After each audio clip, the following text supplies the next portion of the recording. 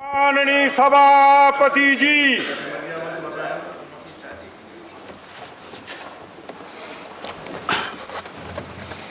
Honorable members, it will be inquired into and find out what is the reason for the short circuit and all. During the last day of the last week, there was a request by Professor Raju Gowda and also others about the 0 hour. I have gone through the rules and regulations and procedures. As we are not having a question hour, I have decided to continue 0 hour and give opportunity to as many people as possible from 11 to 12. Accordingly, members can give notices for 0 hour and they will be taken up according to the merits of the issue. Second, no more points now. No. Please, no, this is not the time. Rangobaji, I'm going to all of you, please. Members, I wanted to, in fact, share with the leaders today, because today being Monday, many of them were little late in arrival because they have to come from their respective constituencies or the states. I have an observation to make. The other day, I saw and received a letter from 15 members of Rajya Sabha belonging to 14 parties with their signatures addressed me a letter on July 25th, 2019, conveying what they called their anguish and concern over the passing of bills without scrutiny by either Parliamentary Standing Committee or Select Committees. Members from 3 other parties also are mentioned in the said letter without their signature. The contents of this letter has been widely reported and highlighted in both the print and electronic media, thereby sending a message that Parliament is not making laws in the proper way that is expected of it. All of you would agree with me that this has cast a cloud over the functioning of our apex legislature, which is not good for our parliamentary democracy. As Vice President of India and as Chairman of the Rajya Sabha, with the considerable experience in public life and as a person concerned about the standing of parliamentary institutions in the eyes of public, I thought it necessary to put the record straight so that whatever misconceptions created could be addressed. While doing so, I can only speak as the Chairman of the Rajya Sabha and address the issues that are in the domain of Chairman of Rajya Sabha. Given the implications of the message sent out by the said letter, I thought that I should touch upon the issues raised at the earliest, and hence I am taking this opportunity since the said letter has been received in the Secretariat. While 4 broad issues were raised in the said letter, there are 2 issues which are not clear with regard to the domain in which they fall. About the remaining 2 issues that directly concern our House, I will certainly clarify the position in clear terms. Firstly, the honourable members in their letter have quoted some statistics about the number of bills referred and not referred to scrutiny, either by the department-related Parliamentary Standing Committee or Select Committee in the time of 14th, 15th, 16th and present Lok Sabha. If their complaint is that bills first introduced in this Lok Sabha sessions were not referred to Parliamentary Committee for scrutiny, that is not certainly in my domain as the Chairman of the Rajya Sabha. So I am not in a position to respond to this complaint, and I feel that this complaint, if any, has been addressed to a wrong person. Second complaint relates to what they called the number of 30 long sittings of Lok Sabha till the last week during its first session since the general elections this year as against number of such sittings in the past. I am a little surprised again as to why the complaint referred to this issue to the Chairman of Rajya Sabha. I would have expected them to take objections, if any, to the members of to number of sessions of Rajya Sabha soon after the general elections this year. But how can I question their wisdom in doing so? I fail to understand how complaints can describe such longer sessions and passing a good number of bills during that period as dubious record, since Parliament's core functions include legislation for socio-economic transformation of the country. However, since a broad message has gone about hurried legislation by the Parliament, of which Rajya Sabha is an important constituent, as its chairman, I would like to clarify factual position regarding scrutiny of bills introduced in the upper house. You are all aware the procedure regarding referring to bills to a Parliamentary Standing Committee for detailed scrutiny. Briefly, the presiding officer of either House of Parliament, wherein a bill is first introduced, can refer a bill to the Standing Committee for such scrutiny. It is not done the House of Parliament which a bill is transmitted after passage by the other House. can collectively decide to refer such bill to select committee of that house. If the house so desires, it is important to note that it is for the house to decide on referring a bill to select committee or not. It's not its presiding officer, the house. As the chairman of Rajya Sabha, I can only speak for the last 2 years. I have presided over the Rajya Sabha as far as referring the bills to parliamentary committees for detailed scrutiny is concerned, because they referred 13th, 14th, 15th, 16th Lok Sabha. That includes Rajya Sabha also automatically. I am there only for last 2 years. During the last 5 sessions, I don't know whether they have addressed similar letters to the then chairman also. I have no information.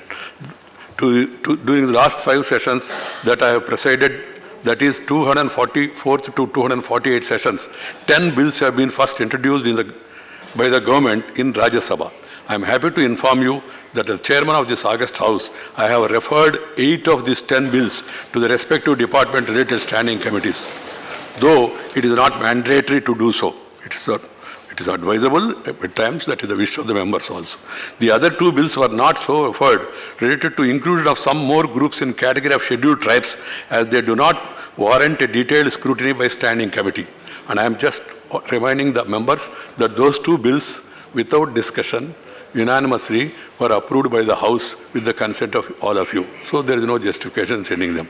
The Motor Vehicle Amendment Bill, as received from the Lok Sabha after detailed scrutiny by the concerned standing committee and passage by other House, was again referred to Select Committee of Rajya Sabha. I hope that all would agree such a record would justify the allegation, if it is so intended, that Rajya Sabha is a party to hurried legislation. That committee, standing committee approval, then select committee approval, still the Motor Vehicle Amendment Bill is yet to be passed, and it's before us. During the current 249th session of Rajya Sabha, 4 bills have been so far introduced, first in Rajya Sabha. Of these, 3 bills have been taken up for consideration passed. These 3 bills could not be referred to standing committee because they are still to be constituted. The standing committees are yet to be constituted. The opposition insisted on only one, that is RTI bill, to be referred to the select committee of the House. They have got every right to, any member or members have got every right to demand and suggest or move amendment for reference of any bill to a select committee. As I said earlier, it is for the House to decide if the bill is to be referred to select committee, not me as the chairman of the House. The chairman does it if there is a broad consensus in the House. The 4th bill, that is Insolvency Bankruptcy Code Amendment Bill, first introduced in Rajya Sabha, is still to be taken for consideration and passing, and I am sure the House would collectively take a view in this as they think appropriate. For your information, banning unregulated deposit scheme 2019, listed for consideration and passing in Rajya Sabha, as passed by the priest, as passed by the other House, has already been looked by standing committee. 7 more bills to be taken up by Rajya Sabha for consideration, as received from the other House, I am told by my secretariat, has also been scrutinized by the standing committees. 7 plus 1. Regarding the timing and duration of the session of Parliament, it is the prerogative of the government of the day, and the presiding officers of the House of Parliament have no say in it. Governments schedule the session and extend the same based on the quantum of legislative business to be transacted. Keeping in view the concerns over declining number of sittings of Parliament over the years, it would be appropriate if Parliament can meet for longer than at present. I am of this view, and that is the view of the members also. We have to sit for a longer period.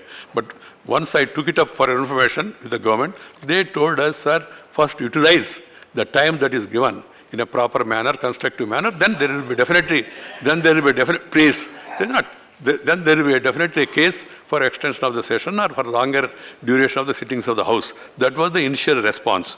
But I do agree, Parliament to need to sit for more time.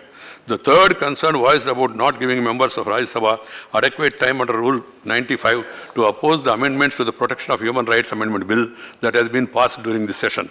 In this regard, as the complaining MPs have themselves stated in their said letter, the bill was laid on the table of the House as passed by the Lok Sabha on 19th of this month and was listed for consideration in the House on 22nd of this month.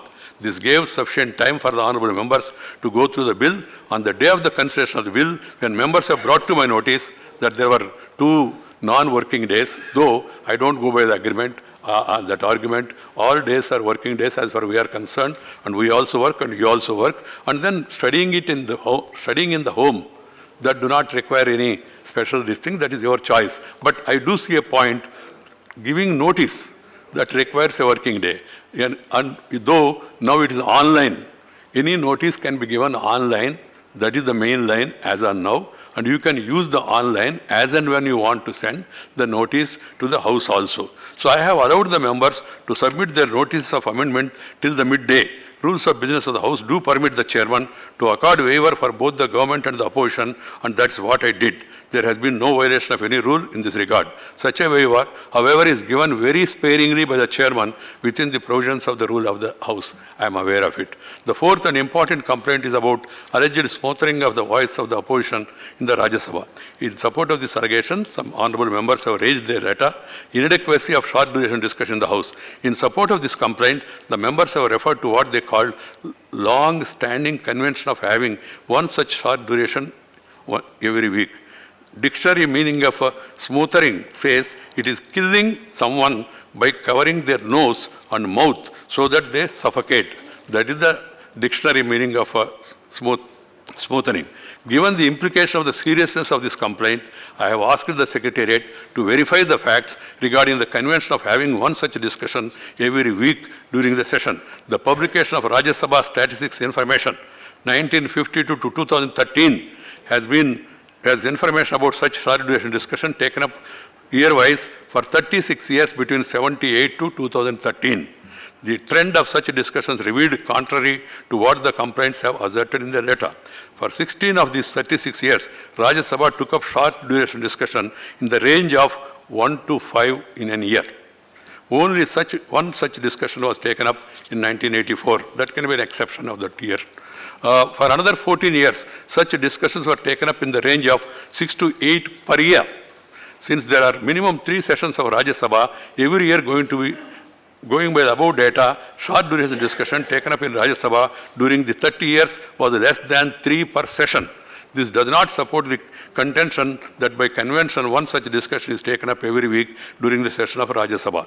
During this session, 2 such discussions were already taken up. One more could have been taken up now, but the House is not allowed to transact any business for 2.5 days, and there is certain scope of taking up more during the coming days. The 3 call attention notices were already taken up in this session. This shows that there is no violation of the convention in this regard.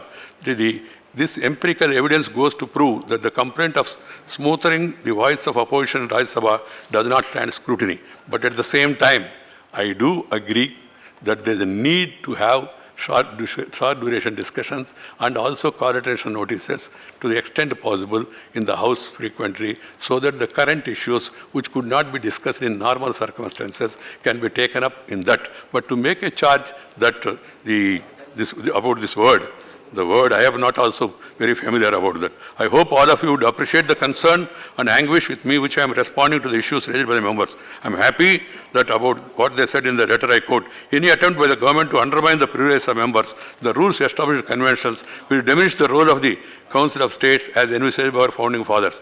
Any government of the day would be anxious to have as many bills as possible by Parliament, but there are necessary checks and balances in the form of rules of both the houses, conventions and earlier rulings of the chair. Besides, there is an eternal vigilance by the opposition members. As you may recall, I have been often urging the members of all sections not to break such rules and conventions and desist from disrupting the proceedings of the House.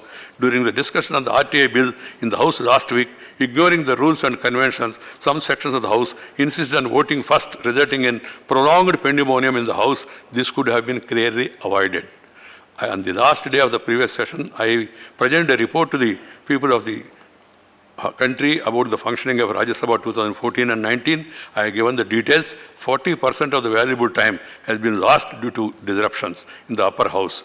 And so that lesser number of bills other than the houses during the period. Which rules and conventions justify disruption, dysfunctional legislatures? Under which rules Rajya Sabha, some section of the House can rush to the well of the House and tear and throw papers at the chair at times and against others also sometimes? Under which rules these members are granted the privilege of disrupting the proceedings? This is not to find fault with anybody. I appeal to all sections of the House to see the decency and decorum is maintained, House is allowed to function in a normal way so that we can have maximum of time available for discussion, decision and also for debate. This is my appeal to all of you. So it's corrective introspection of both sides. Corrective introspection and reflection so that the House of Elders can function as envisaged by founding fathers. Proposing legislations is in the domain of executive and ensuring effective scrutiny of such proposals is the right and responsibility of the opposition. This should be ensured in a harmonious manner by taking each other's concerns on board. I can assure you as the chairman of the House, I will not allow any effort from anybody to undermine the rights of the privileges of the members. I followed this dictum during the last 2 years as it borne out of the facts I have stated earlier and will continue to do so in future. You can be rest assured. With regard to scrutiny of bills by parliamentary committee, there is perhaps a need for codification of guidelines that could make the road much clearer. Anyhow, we have asked the Rules Committee to examine this and come with suggestions. They have come with suggestions. We will be meeting shortly to discuss all those. All this is just for information because the entire country, a news has gone widespread and I thought it is my duty as the chairman to clarify the situation. Now, Sri Ram Gopal Yadav, 1 second. 1 second. I have not allowed the notice, but just... कभी बहुत असाधारण परिस्थितियां हो जाती हैं और जनमानस में जब बहुत असंतोष होता है तो नियमों से हटकर भी बात को उठाना पड़ जाता है। नहीं, वो अलाउ करना नहीं करना चेयरमैन का है। कल जो नाव से की रेप पीड़िता जा रही थी, आज से ट्रायल शुरू था इलाहाबाद में, गवाह पेश होने थे, उसको जिस तरह से मारने की कोशिश की गई जिसमें उनकी गवाह थी मौसी और चाची दोनों की डेथ हो गई, ड्राइवर की डेथ हो गई और जो वकील उनके साथ जा रहे थे वो वेंटिलेटर पे हैं और दुर्भाग्य ये है कि जो सिक्योरिटी मिली हुई थी वो सिक्योरिटी छुट्टी पर चली गई थी। जिस ट्रक ने टक्कर मारा उसके आगे और पीछे की जो नंबर प्लेट्स थी उन पर ग्रीस लगी हुई थी। प्रश्न ये है प्रश्न ये है कि इस मामले में सर जब रेप पीड़िता के पिता गए थे पुलिस में रिपोर्ट कराने कहने के लिए तो उनकी इतनी पुलिस ने पिटाई की कि उनकी डेथ हो गई। फिर लड़की को मुख्यमंत्री के आवास पर जाना पड़ा। मुख्यमंत्री के आवास पर आत्मदाह की जब उसने कोशिश की तब मुख्यमंत्री के आदेश पर जांच हुई। You have brought to the notice of the House. सुनिए साहब, I suggest there is no discussion. There is no discussion. We are in due hour. We are in due hour. There is no discussion. This is the Home Minister will take note of the same. The Home Minister will take note of the same. Sri Viswambara Prasad Nishad. Sri Viswambara Prasad Nishad. Demand for uniform SC/ST certificates in all states. Viswambara Prasad. Viswambara Prasad. Please wait. It's a due hour. I have, as a special case, I have allowed him to mention. He has mentioned it. It will go on record. The Home Minister will take note of the same. Sri Viswambara Prasad. Ram Gopal ji, मैंने आपको मौका दिया, आपने बोला please बैठ जाइए please कृपया बैठ जाइए। I have not allowed 269 7. I have allowed Ram Gopal ji because the matter which he mentioned is serious. That's why it has gone on record. तो होम मिनिस्टर को मैंने already बता दिया, home minister will take note of it. बैठ जाइए please. Nothing shall go on record. Nothing shall go on record please. बैठ जाइए कृपया बैठ जाइए प्लीज। आप सब लोग अनुभवी हैं। It is a state issue. It is a state issue, but still I allowed it because of the seriousness of a woman and what has happened after CBI inquiry.